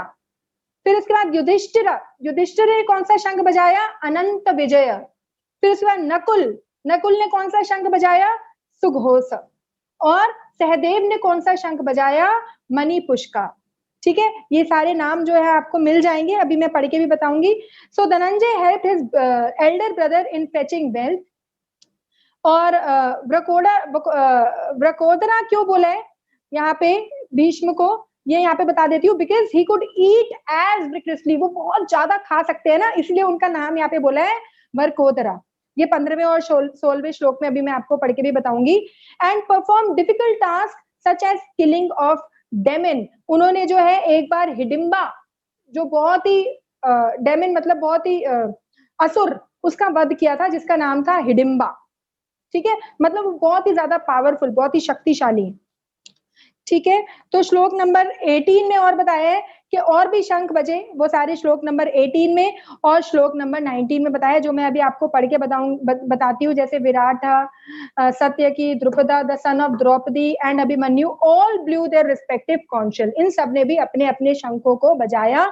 और श्लोक नंबर 19 में कुरुज हार्ट शैटर्ड, और जैसे ही उन्होंने ये सारे शंखों की आवाज सुनी तो उनका जो हृदय है वो कांप गया, कौरवों का हृदय जो है कांप गया। ये श्लोक नंबर 19 में बताया है that the blowing of council lead the vibrating both in the sky, पूरा जो सूर्य है वो वाइब्रेट होने लगा, है ना। And on the earth it shattered the heart of Duryodhana, son जो है, सारे देवी देवता तो है वो तो प्रसन्न हो ही रहे थे, लेकिन जो धरती पे क्या हुआ, जो धृतराष्ट्र थे वो सारों का हृदय जो है वो कांप गया, वो लोग डर गए सारे। तो ये है श्लोक नंबर 19। हम फटाफट से जो है पढ़ने का प्रयास करते हैं भगवत गीता से। हमें श्लोक नंबर 12 से पढ़ना है। आप अपना भगवत गीता में देखिए। तब कुरुवंश के वयोवत परम प्रतापी एवं व्रत पितामह ने सिंह गर्जना की सी ध्वनि करने वाले अपने शंख को उच्च स्वर में बजाया, जिससे दुर्योधन को हर्ष हुआ। फिर इसके बाद तत्पश्चात शंख, नगाड़े, बिगुल, तुरही तथा सिंह सहसा एक साथ बज उठे। वह संवेद स्वर अत्यंत कोलाहल पूर्ण था। उसके बाद श्लोक नंबर 14 से श्लोक नंबर 20 में बताया है। श्लोक नंबर 14 से श्लोक नंबर 20 में कृष्ण की साइड से जो शंख बजे, शायद वो बताए हैं। दूसरी ओर से श्वेत घोड़ों द्वारा खींचे जाने वाले विशाल रथ पर आसीन कृष्ण तथा अर्जुन ने अपने अपने दिव्य शंख बजाए। फिर उसके बाद बताया भगवान श्री कृष्ण ने अपना पंचजन्य शंख बजाया, अर्जुन ने देवदत्त शंख बजाया। तो जो हमने सारे शंख बताए वो सारे के सारे शंख यहाँ पे बताए हैं। और 16 में भी जो है सारे शंख बताए हैं। हे राजन, कुंती पुत्र तथा युधिष्ठिर ने अपना अनंत विजय नामक शंख बजाया तथा नकुल ने, तो मतलब वही सारे शंखों के नाम जो मैंने आपको बताए वही सारे हैं, आप लोग पढ़ लीजिएगा। ठीक है। और 19 में बता रहे हैं कि इस विभिन्न शंखों की ध्वनि कोलाहल पूर्ण बन गई और आकाश तथा पृथ्वी को शब्दायमान करती हुए धृतराष्ट्र के पुत्र के हृदय में विदीर्ण करने लगी। ठीक है। अब श्लोक नंबर 20 से श्लोक नंबर 27, श्लोक नंबर 20 से श्लोक नंबर 27 तक हम क्या पढ़ने वाले हैं, बहुत इंपॉर्टेंट है ये। यहाँ पे हम पढ़ने वाले हैं कि Arjun observe the army. Arjun ने क्या बोला भगवान को, अब युद्ध जो है होने वाला है, शंख जो है बज गए हैं। अब अर्जुन जो है बोल रहे हैं कृष्ण को कि मुझे दोनों सेनाओं के बीच में ले जाओ। क्यों बोल रहे हैं? बोल रहे हैं मैं देखना चाहता हूं कि मुझे किससे युद्ध करना है। अब आप देखें यहाँ पे, क्या उन्हें पता नहीं था कि उनको किससे युद्ध करना है? वो तो सब कुछ जानते थे कि उनको अपने गुरुओं से, अपने भाइयों से ही युद्ध करना है। लेकिन युद्ध के बीच में ऐसा क्या हुआ जो अर्जुन अभी बोल रहे हैं भगवान को कि मुझे दोनों सेनाओं के बीच में ले जाओ और मैं देखना चाहता हूं कि मैं किससे युद्ध कर रहा हूं। ठीक है। सो 20 to 27 में हम ये पढ़ेंगे, जिसमें श्लोक नंबर 20 से 25 तक हम पढ़ेंगे desire to see the supporters of Dronacharya, जहां पे वो देखना चाह रहे हैं कि द्रोणाचार्य की सेना में कौन कौन है। So Arjun asked Krishna to take the chariot between two army. Arjun जो है कृष्ण को बोल रहे हैं कि मेरे रथ को दोनों सेनाओं के बीच में ले चलो। और श्लोक नंबर 26 और 27 में seeing different kinds of relative, Arjuna became overwhelmed with compassion। और जब उन्होंने देखा कि उनको तो अपने ही रिलेटिव्स, अपने ही सगे संबंधियों के साथ जो है युद्ध करना है, तो उनमें दया का भाव आने लगा और वो जो है अपने हाथ खड़े करना चाह रहे हैं और बोलना चाह रहे हैं कि वो तो युद्ध कर ही नहीं सकते, है ना। तो एक्चुअली में ये जो सारी प्लानिंग है ये भी भगवान की प्लानिंग है। हम आगे देखते हैं श्लोक नंबर 20। तो arjuna took up his bow, बिल्कुल तैयार है अपने तीर के साथ, ठीक है। So the battle was about to begin, युद्ध जो है वो शुरू होने ही वाला है। एंड और सबसे इंपॉर्टेंट बात मैं आपको एक बता दूं कि उनका जो रथ था, उस रथ के ऊपर हनुमान जी का साइन था, हनुमान जी का झंडा था। वो झंडा जो है वो क्या बताता है, यही पता चलता है कि हनुमान जी का जो वो साइन है वो क्या बता रहा है, विक्ट्री ऑफ अर्जुना। यहीं पे डिक्लेयर हो गया कि विजय जो है वो किसकी होने वाली है, अर्जुन की ही होने वाली है। विजय जो है पांडु पुत्रों की ही होने वाली है। So at that time he had a doubt in his mind. जब वो जाने वाले थे, जब युद्ध हो रहा था, उस टाइम पे उनके मन में डाउट आता है, उस टाइम के उनके मन में शंका आता है। वॉर बिगेन, पीपल ब्लो कॉन्शियल, युद्ध जो है वो शुरू हो चुका है, शंख जो है वो बज चुके हैं। एंड इस टाइम पे उनके मन में कंफ्यूजन, डिलेमा आ गया, इस टाइम पे उनके मन में कंफ्यूजन आ गया, डाउट आ गया। It was not a one day before, ऐसा नहीं था कि एक दिन पहले की बात है, एक दिन पहले वो बोल रहे हैं कृष्ण मुझे ले चलो, है ना। एक ऐसा नहीं है कि कुछ घंटों पहले की बात है, ऐसा नहीं है, कुछ मिनट की बात है। अब सिर्फ एक दिन कुछ घंटे की बात नहीं है, कुछ मिनट की बात है, क्योंकि war was about to begin, युद्ध जो है वो शुरू ही होने वाला है। ऑलरेडी शंख बजा दिए गए हैं। इस टाइम पे जो है वो बिविल्डर्ड हो रहे हैं, इस टाइम पे उन्हें घबराहट होना शुरू हो गई, इस टाइम पे वो बहुत घबरा गए, है ना। और बोल रहे हैं भगवान को कि मेरा रथ जो है वो ले चलो, बीच में ले चलो दोनों सेनाओं के। ये श्लोक नंबर 20 में। अब श्लोक नंबर 21 और 21 से 23 तक, 21 से 23 तक अर्जुन जो है वो भगवान से बोल रहे हैं। इस टाइम पे जब युद्ध शुरू हो गया, इस टाइम पे बोल रहे हैं that he was about to shoot, मतलब वो शूट करने ही वाले थे, अपने बाणों को चलाने ही वाले थे। लेकिन वो यहाँ पे भगवान को बोलते हैं that Krishna please take my chariot between the two armies, दो सेनाओं के बीच में मेरा रथ जो है वो ले चलो, so that I may see who all are present, जिससे मैं देख सकूं कि मेरे सामने कौन कौन खड़ा है, इस युद्ध भूमि में मेरे सामने कौन कौन खड़ा है वो मैं देख सकूं। इसलिए वो बोलते हैं कि ये जो रथ है मेरा, ये ले चलो। Doesn't he know that who all were there? क्या उन्हें पता नहीं था कि कौन कौन है उनके सामने और किस किस से उनको लड़ना है, ठीक है।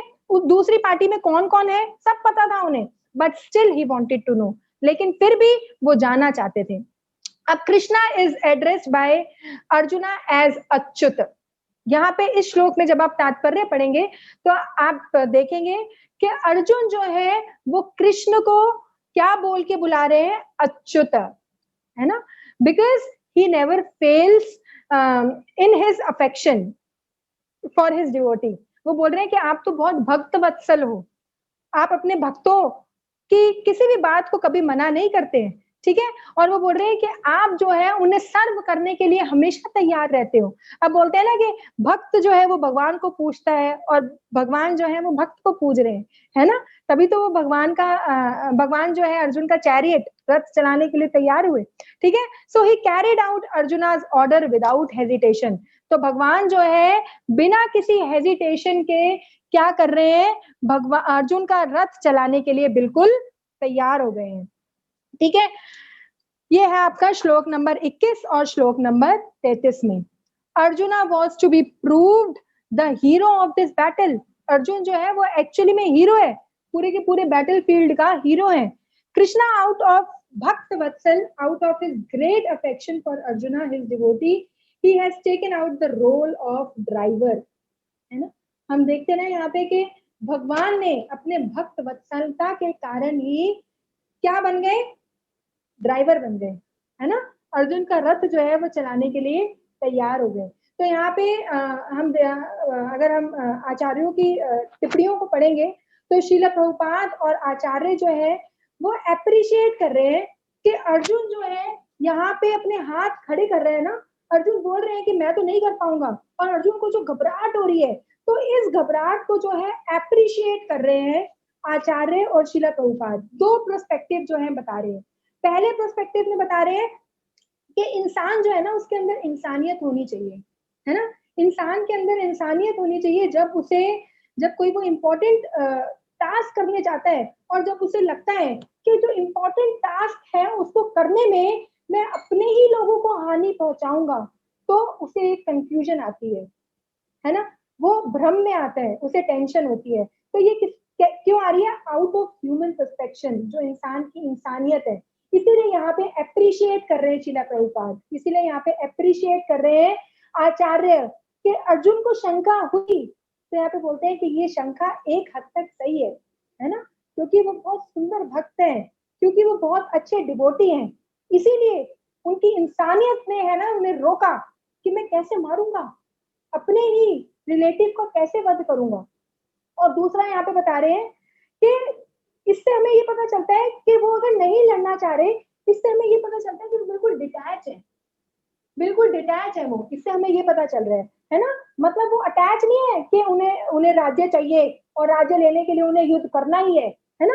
तो यहाँ जब वो अपने हाथों को खड़ा कर रहे हैं और बोल रहे हैं कि मैं युद्ध नहीं कर पाऊंगा, इससे वो ये बता रहे हैं कि उन्हें नहीं चाहिए, उन्हें किंगडम भी नहीं चाहिए, वो किंगडम को भी छोड़ने के लिए बहुत आसानी से जो है छोड़ना चाह रहे हैं। He is willing to forgive everything, वो सब चीजें भूलना चाह रहे हैं कि कैसे जो है द्रौपदी का अपमान किया गया है ना, कैसे जो है उन्हें पूरे उसमें लेके आया गया है ना, और उनके साथ क्या क्या अन्याय हुआ, वो सारी चीजों को वो भूलने के लिए तैयार है।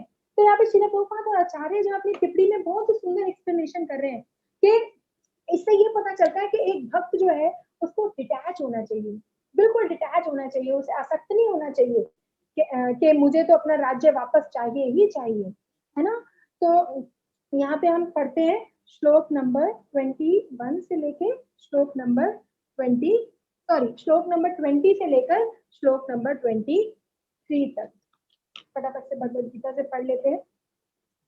उस समय हनुमान के अंकित ध्वज लगे रथ पर आसीन पांडुपुत्र अर्जुन अपना धनुष उठाकर तीर चलाने के लिए उद्धत हुए। हे राजन, धृतराष्ट्र के पुत्र को व्यू में खड़ा देखकर अर्जुन ने श्री कृष्ण से ये वचन कहे। श्लोक नंबर 21।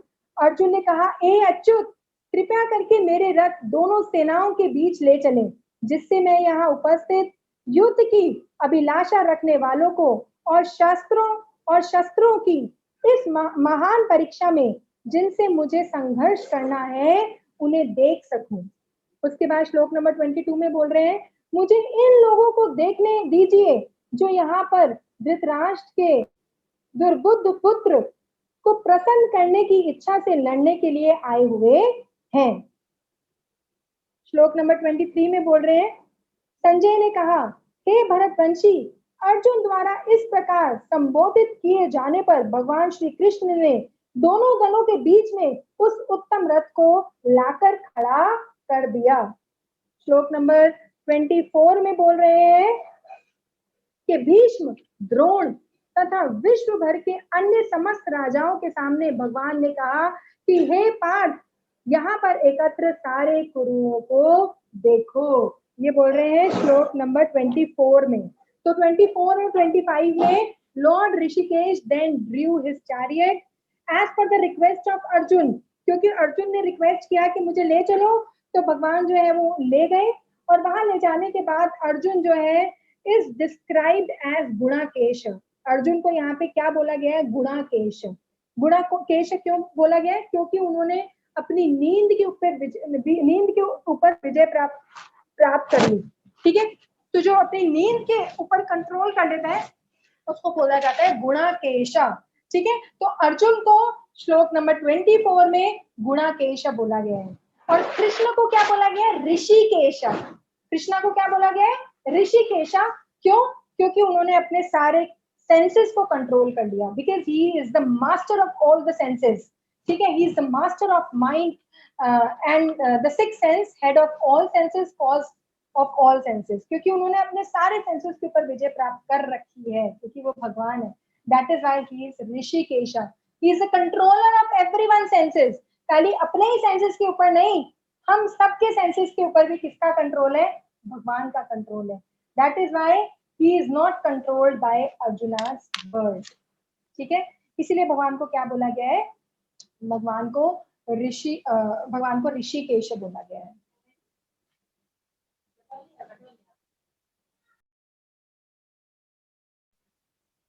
ठीक है, so Krishna noticed all his relative Arjuna noticed all his relative, father, grandfather, अब वो दोनों सेनाओं के बीच में है और यहाँ पे वो नोट कर रहे हैं अपने सारे सगे संबंधियों को, अपने पितामह को, अपने ग्रैंडफादर को, अपने गुरु को द्रोणाचार्य कृपाचार्य को, अपने मटेरियल अंकल को शकुनी को देखा उन्होंने वहां पे, अपने भाइयों को देखा दुर्योधन को, अपने भाइयों के पुत्रों को देखा किसको, लक्ष्मण कुमारों को, अपने फ्रेंड्स को देखा अश्वत्थामा को, अपने फादर इन लॉ को देखा द्रुपद को। उन्होंने वहां जाके इन सबको देखा। He has seen various categories of his relative and friend. उन्होंने अपने सारे relatives, अपने सारे friends को देखे और उस point पे अर्जुन जो है वो bewildered हो गए, अर्जुन जो है वो घबरा गए। So Krishna has put Arjuna into illusion. इस भ्रम में किसने पहुंचाया? अर्जुन को किसने पहुंचाया इस भ्रम में? कृष्ण ने, ठीक है।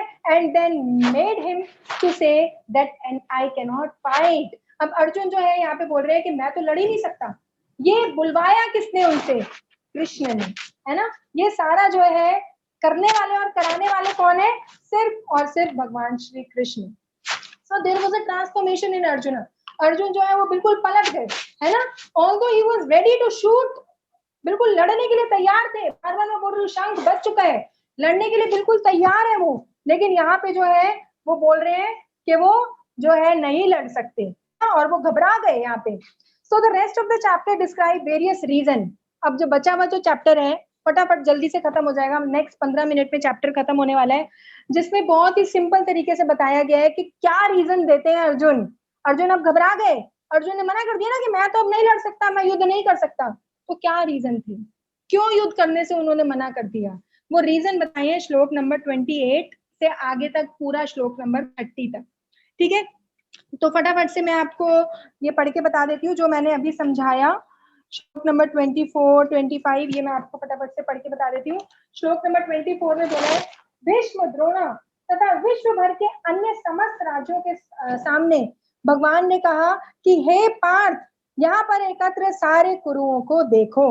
श्लोक नंबर 25 में अर्जुन ने वहां पर दोनों पक्षों के सेनाओं के मध्य में अपने चाचा ताऊओं, पितामहों, गुरुओं, मामाओं, भाइयों, पुत्रों, पौत्रों, मित्रों, ससुरों और शुभ चिंतनों को भी देखा।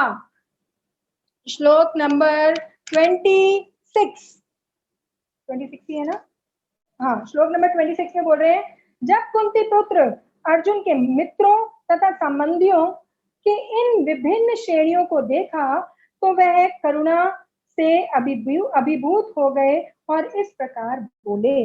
अर्जुन ने कहा, हे कृष्ण, इस प्रकार युद्ध की इच्छा रखने वाले अपने मित्रों तथा संबंधियों को अपने सक्षम उपस्थित देखकर मेरे शरीर के अंग कांप रहे हैं और मेरा मुंह सूखा जा रहा है। श्लोक नंबर 28 में वो पहला रीजन देते हैं। श्लोक नंबर 28 में पहला रीजन देते हैं। 28 से पूरे लास्ट तक वो रीजन दे रहे हैं। मैं आपको फटाफट बता देती हूँ कि श्लोक नंबर 28 और श्लोक नंबर 30, 28 से 30 तक वो पहला रीजन देते हैं, 31 से 35 तक वो दूसरा रीजन दे रहे हैं, 36 से 38 तक अर्जुन तीसरा रीजन दे रहे हैं, 39 से 43 तक अर्जुन चौथा रीजन दे रहे हैं और 44 से 46 तक अर्जुन पांचवा रीजन दे रहे हैं। मैं दोबारा से रिपीट कर रही हूँ, श्लोक नंबर 28 से 30 तक पहला रीजन, 31 से 35 तक दूसरा रीजन, 36 से 38 तक तीसरा रीजन, 39 से 43 तक चौथा रीजन, 44 से 46 तक आखिरी तक पांचवा रीजन। तो फटाफट मैं आपको रीजन पढ़ के बता देती हूँ। अब रीजन जो है बहुत सिंपल है, उसमें मेरा एक्सप्लेनेशन का बहुत ज्यादा है नहीं, लास्ट तक सिर्फ रीजन बता रहे हैं। तो पहला रीजन बताते हैं, compassion for relative and resultant body symptoms. वो जो है बता रहे हैं कि उनको दया आ रही है, compassionate, he is feeling compassionate कि वो अपने रिलेटिव से, अपने सगे संबंधियों से कैसे युद्ध करेंगे, और उनके बॉडी में, उनके शरीर में अलग अलग प्रकार की चीजें हो रही हैं। तो वो यहाँ पे बता रहे हैं, my dear Krishna, seeing my friend and relative, मैं अपने दोस्तों को और अपने रिश्तेदारों को देख के अपने सामने कि मुझे इन्हीं लोगों से लड़ना है। My limbs of the body are quivering, मेरे अंग जो है वो कांप रहे हैं, मेरा जो मुंह है वो सूखा जा रहा है, मेरी जो पूरी बॉडी है, मैं इसको डायरेक्ट आपको भगवत गीता से पढ़ के बता देती हूँ, ठीक है ना। आप देखें, मेरा सारा शरीर कांप रहा है, मेरे रोंगटे खड़े हो रहे हैं, मेरी गांडीव धनुष मेरे हाथ से सरक रहा है और मेरा त्वचा जल रही है। ये बता रहे हैं श्लोक नंबर 28 में। श्लोक नंबर 29 में बता रहे हैं, मैं यहाँ अब और अधिक खड़ा रहने असमर्थ हूँ, मैं अपने को भूल रहा हूँ और मेरा सर चकरा रहा है। हे कृष्ण, मुझे तो केवल अमंगल का कारण दिख रहा है। श्लोक नंबर 28, 29, 30 में बता रहे हैं, हे कृष्ण, इस युद्ध में अपने ही स्वजनों का वध करने से ना तो मुझे कोई अच्छाई दिखती है और ना मैं उससे किसी प्रकार की विजय, राज्य या सुख की इच्छा रखता हूँ। तो ये उन्होंने बताया पहला रीजन, कि उन्हें अपने जो सगे संबंधी हैं और अपने जो रिलेटिव हैं उनको देख के उनके शरीर में क्या दिक्कतें आ रही है, और फिर वो लास्ट में बोल रहे हैं कि मैं जो है नहीं करना चाहता। ठीक है, सॉरी मैंने 31 पढ़ दिया, शायद से 31 पढ़ दिया मैंने, 30 तक ही है पहला रीजन। ठीक है, 31 से दूसरा रीजन बता रहे हैं वो। 31 से दूसरा रीजन क्या बताते हैं अर्जुन के, for seeing no enjoyment in victory. बोलते हैं कि मैं अगर अपने अपने सगे संबंधियों को युद्ध कर भी दूंगा अगर मैं, तो मुझे ऐसी विक्ट्री नहीं चाहिए, ऐसी विजय मुझे नहीं चाहिए जिसमें मुझे अपने ही सगे संबंधियों का वध करना पड़ जाए, जिसमें मुझे अपने ही सगे संबंधियों को मारना पड़ जाए। इसमें मुझे कोई प्लेजर नहीं मिल रहा, इसमें मुझे कोई खुशी नहीं मिल रही है। ये बता रहे हैं वो श्लोक नंबर 31 से श्लोक नंबर 35 तक। मैंने काफी सारे एग्जाम्पल्स भी लिखे थे एक्सप्लेन करने के लिए, लेकिन अभी हमारे पास समय कम है तो हम जल्दी जल्दी इसको कर लेते हैं।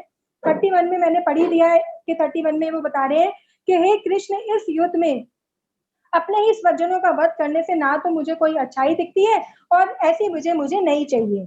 फिर श्लोक नंबर 32 से श्लोक नंबर 35 में क्या बता रहे हैं, हे गोविंद, हमें राज्य, सुख अथवा इस शरीर से क्या लाभ, क्योंकि जिन सारे लोगों के लिए हम उन्हें चाहते हैं वह ही इस युद्ध भूमि में खड़े हैं। हे मधुसूदन, जब गुरुजन, पितृगण, पुत्रगण, पितामह, मामा, ससुर, पौत्रगण, साले तथा अन्य सारे संबंधी अपना अपना धन एवं प्राण देने के लिए तत्पर हैं और मेरे सक्षम खड़े हैं, तो फिर मैं इन सबको क्यों मारना चाहूंगा, भले ही वह मुझे क्यों ना मार डाले। हे जीवों के पालन, मैं इन सबों से लड़ने को तैयार नहीं, भले ही बदले में मुझे तीनों लोग क्यों ना मिलते हों। इस पृथ्वी की तो क्या बात ही छोड़ दे, भला धृतराष्ट्र के पुत्र को मारकर हमें कौन सी प्रसन्नता मिलेगी। ठीक है, तो वो बोल रहे हैं कि मैं बिल्कुल भी प्रसन्न नहीं हूं इनको मार के, मैं इनको नहीं मारना चाहता। ठीक है, वो यहाँ पे बिल्कुल मना कर रहे हैं कि ऐसी जीत का कोई फायदा ही नहीं है जो अपने ही लोगों को मार के, अपने ही सगे संबंधियों को मार के जो मुझे मिले। अब श्लोक नंबर 36 से लेकर श्लोक नंबर 38 तक वो बोल रहे हैं कि मैं बहुत बड़ा अपराध करूंगा और इसका जो है ना मुझे फिर सिन मिलेगा, है ना, मुझे इसको भुगतना पड़ेगा, इसके रिएक्शंस जो होंगे वो बहुत ही गंदे होंगे, है ना। श्लोक नंबर 36 से श्लोक नंबर 38 में बता रहे हैं 6 अलग अलग प्रकार के एग्रेसर्स की बात को कर रहे हैं कि या तो अगर कोई किसी को जहर दे देता है, तो जैसे दुर्योधन ने जो है पॉइजन दिया था भीम को, है ना, या फिर अगर कोई किसी का घर जला देता है, जैसे पांडवों को घर जलाया गया था, या अगर किसी के डेडली वेपन्स पे अटैक करता है तो they should be killed at once. यहाँ पे बोला जा रहा है कि उन लोगों को एक ही बार में मार देना चाहिए, and there is no sin in doing so. और ये सारी चीजें करने में कोई भी सिन नहीं लगता, कोई भी अपराध नहीं लगता। Thus killing Bhishma and other worshipable people is certainly a sin. लेकिन ऐसे लोगों को मारना, जैसे भीष्म देव जैसे जो इतने शुद्ध भक्त हैं, ऐसे लोगों को मारने से तो मुझे बहुत ज्यादा अपराध लगेगा, और वो नहीं मारना चाहते। अब वो अलग अलग वो दे रहे हैं, एक्सप्लेनेशन दे रहे हैं कि क्यों नहीं मारना चाहते। वो बोल रहे हैं मैं इन सबको मार दूंगा जो इन 6 कैटेगरी में आते हैं। अभी हम पढ़ेंगे कि 6 कैटेगरी कौन सी है इसमें भगवत गीता से, लेकिन बोल रहे हैं कि जो इन 6 कैटेगरी में आते हैं उनको मारने में कोई प्रॉब्लम नहीं है। लेकिन आप देखें यहाँ पे भीष्मदेव भी है, और जो भीष्मदेव है वो तो बहुत ही वर्शिपेबल है, बहुत ही पूजनीय है, और उनको मार के मुझे क्या मिलेगा, मैं तो बहुत बड़ा अपराध करूंगा और मुझे इस अपराध के बदले जो है बहुत सिंस मिलेंगे, बहुत पाप मुझे लगेगा, ठीक है। वो बोलते हैं कि आफ्टर ऑल जो किंगडम मुझे मिलने वाला है, जिस राज्य के लिए मैं लड़ रहा हूँ, वो तो परमानेंट नहीं है, वो तो थोड़े टाइम के लिए मेरे पास रहेगा, और जब मैं शरीर छोड़ूंगा तो वो मेरे पास से छिन जाएगा, इट इज टेम्परेरी। लेकिन ऐसी टेम्परेरी चीज के लिए मैं इतना बड़ा पाप क्यों करूं, ठीक है। यहाँ पे श्लोक नंबर 36 से श्लोक नंबर 38 तक अर्जुन जो है ऐसा बोलते हैं। तो श्लोक नंबर 36 से पढ़ते हैं, यदि हम ऐसे आतिताइयों का वध करते हैं तो हम पर पाप चढ़ेगा,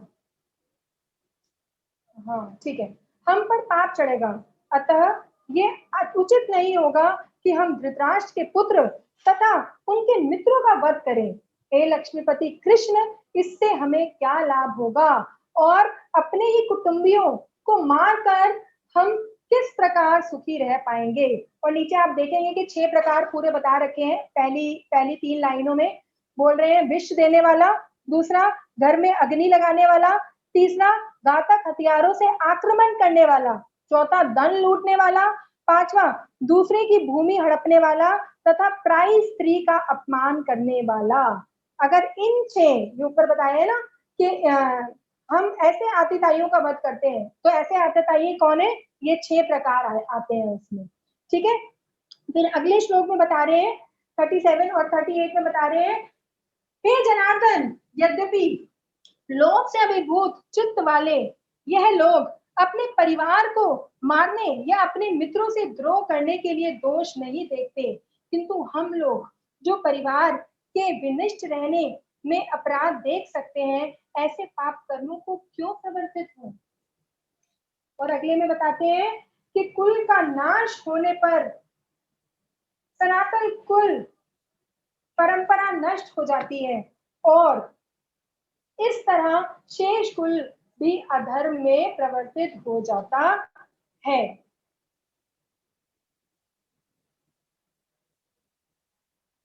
ठीक है, तो ये है हमारा श्लोक नंबर 39। तो 38 तक हमने पढ़ लिया, 39 तक हमने पढ़ लिया, जिसमें हमने कितने रीजन पढ़ लिए, 3 रीजन जो है हमने पढ़ लिए। अब चौथा रीजन जो है श्लोक नंबर 39 से श्लोक नंबर 43 तक चौथा रीजन बता रहे हैं, जिसमें बोल रहे हैं कि पूरी जो फैमिली है ना उसका डिस्ट्रक्शन हो जाएगा, पूरा जो परिवार है उसका विनाश हो जाएगा। पिंडदान कौन करेगा, अगर हर कोई जो है नरक में चला जाएगा, अगर हर कोई जो है हेल में चला जाएगा, तो पिंडदान कौन करेगा। पूरी फैमिली ट्रेडिशन डिस्ट्रॉय हो जाएंगे, पूरा जो फैमिली जो है वो हिल जाएगी, देयर बी नो वन, कोई बचेगा ही नहीं। हर जो कम्युनिटी का वेलफेयर जो है कैसे होगा, उद्धार कैसे होगा लोगों का। If I stop this war, this harmful effect can be stopped. अगर मैं युद्ध नहीं करता हूँ तो ये जो इतना बड़ा पाप मैं करने जा रहा हूँ ना, इस पाप से हम बच जाएंगे। अर्जुन ये बोलते हैं श्लोक नंबर 39 से श्लोक नंबर 43 तक। फटाफट पढ़ते हैं। श्लोक नंबर 39 में ऑलरेडी पढ़ चुकी हूँ कि कुल का नाश होने पर जो है सनातन कुल की परंपरा जो है वो नष्ट हो जाएगी। श्लोक नंबर 40 में बोल रहे हैं, हे कृष्ण, जब कुल में अधर्म प्रमुख हो जाता है तो कुल की स्त्रियां दूषित हो जाती हैं और स्त्रीत्व के पतन से हे वृणिवंशी अनवांछित संतानें उत्पन्न होती हैं। और श्लोक नंबर 41 में बता रहे हैं, अनवांछित संतानों की वृद्धि से निश्चित ही परिवार के लिए तथा पारिवारिक परंपरा को विनष्ट करने वालों के लिए नारकीय जीवन उत्पन्न होता है। ऐसे पतित लोग कुलों के पुरखे गिर जाते हैं क्योंकि उन्हें जल तथा पिंड दान की क्रियाएं समाप्त हो जाती हैं। श्लोक नंबर 41 में बता रहे हैं कि कौन करेगा, उनको पिंडदान कैसे होगा। ठीक है, श्लोक नंबर 42 में फिर बता रहे हैं कि जो लोग कुल परंपरा को विनष्ट करते हैं और इस तरह अवांछित संतानों को जन्म देते हैं, उनके दुष्कर्मों से समस्त प्रकार की सामुदायिक योजनाएं तथा पारिवारिक कल्याण कार्य विनष्ट हो जाते हैं। ठीक है, और श्लोक नंबर 43 में बता रहे हैं, ये प्रजापालक कृष्ण, मैंने गुरु परंपरा से सुना है कि जो लोग कुल धर्म का विनाश करते हैं वे सदा नरक में वास करते हैं। ठीक है, तो बोल रहे हैं कि अगर नरक में चले जाएंगे तो फिर कैसे काम होगा। जब सभी नरक में चले जाएंगे तो हमारे जो फोर फादर्स हैं उनको पिंडदान कौन करेगा। ठीक है, और जो अब हमारा लास्ट बता रहे हैं श्लोक नंबर 44 से 46 तक, फाइनली जो है वो अब बहुत दुखी है और वो बोल रहे हैं कि मैं तो ये युद्ध नहीं करूंगा।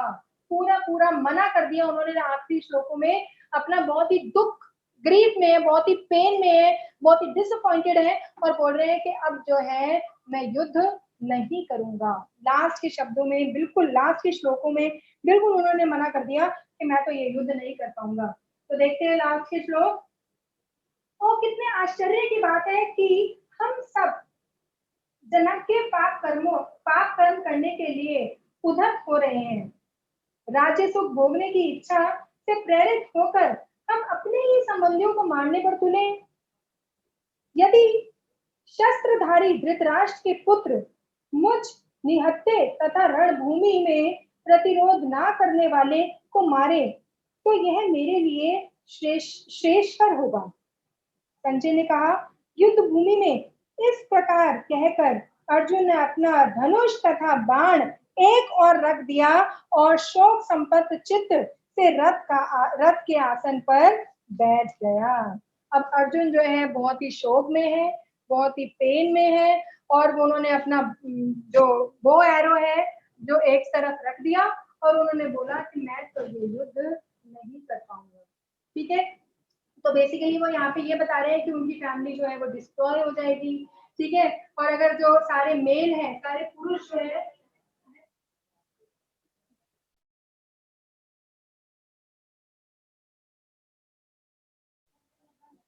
सारे जो लोग जो है वो मर जाएंगे और जो इरिलीजन है वो इंक्रीज हो जाएगा। लोग जब पाप कर्म करेंगे तो उस टाइम पे क्या होगा, जो सारी जो स्त्रियां हैं वो दूषित हो जाएंगी। ठीक है, और अवांछित संतानें उत्पन्न होगी और उससे क्या होगा, फैमिली का जो सारा ट्रेडिशन है वो खराब हो जाएगा और जो सारे फोर फादर्स हैं उनका फॉल डाउन हो जाएगा। क्योंकि पिंड दान करने के लिए, माताजी सोनम माताजी प्लीज म्यूट योरसेल्फ, क्योंकि पिंड दान करने के लिए कोई भी नहीं होगा। कौन उन्हें खाना देगा, कौन उन्हें पानी देगा, कम्युनिटी को कौन प्रोटेक्ट करेगा, फैमिली का वेलफेयर कौन करेगा। हर चीज जो है डिस्ट्रॉय हो जाएगी, हर चीज जो है नाश हो जाएगी। तो अर्जुन ने फाइनली यही डिसाइड किया कि वो युद्ध जो है नहीं कर पाएंगे और उन्होंने अपना तीर कमान जो है बिल्कुल रख दिया और वो साइड पे बैठ गए और मना कर दिया कि वो युद्ध करने के लिए तैयार नहीं है।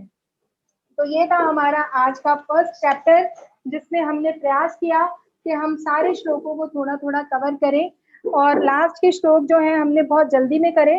तो आप पूरे एक्सप्लेनेशन एक बार पढ़ लेंगे, उसके बाद अगर आपको कोई डाउट होता है तो फिर आप पूछ सकते हैं, है ना।